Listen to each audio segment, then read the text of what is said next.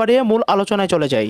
প্রিয় ভিউয়ার্স, মুরগির সাধারণত এই 10টি রোগ হয়ে থাকে: ঠান্ডা জ্বর, চোনা পায়খানা, রক্ত আমাশা, ফাউল পক্স, জীবাণু, রানীক্ষেত, গাম্বুরা, ফাউল কলেরা, প্যারালাইসিস এবং চোখে করাইজা।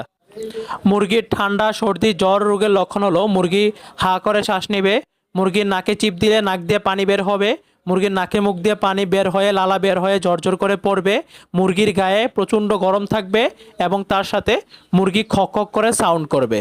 মুরগির ঠান্ডা, সর্দি, জ্বর হলে মুরগিকে নাপা, ডক্সিবেট এবং লাইসুবিট এই তিনটি একসাথে খাওয়াবেন।